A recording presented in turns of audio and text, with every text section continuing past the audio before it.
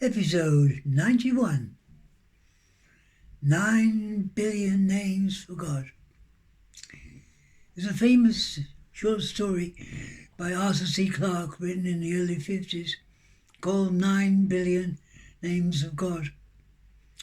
It's interesting about science fiction that by placing it in an imaginary situation, you can elucidate a lot of truths about human nature that are constrained by the context.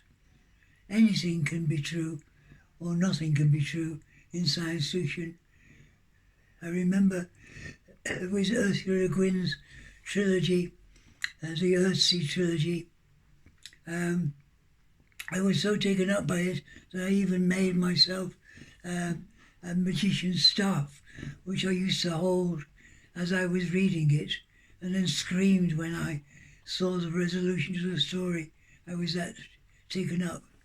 But anyway, this short story, 9 Billion Names for God, it happened that in this Tibetan monastery, they had this belief that the purpose of the universe was to pronounce all the names of God over 9 characters.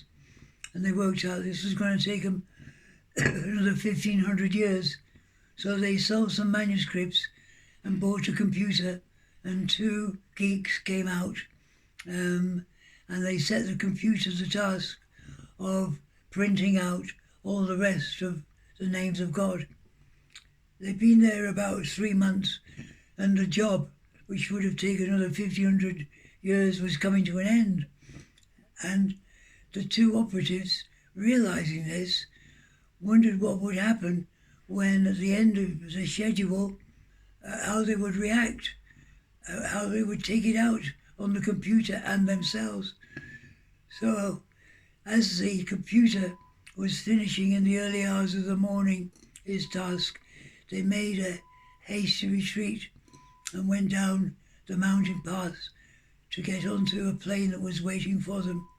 And as they were walking down, one looked back at the other, and he saw him looking up at the sky. And he looked up as well, and one by one the stars were going out without any fuss.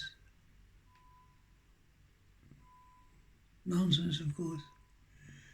But there's this grain of truth about us taking as stupid myths and legends that are seeking to show us some truths about what it means to be a human being. We just take it for granted. This is all just rubbish. Which of course it is. Or is it? Blessings upon you and those you love. Patrick.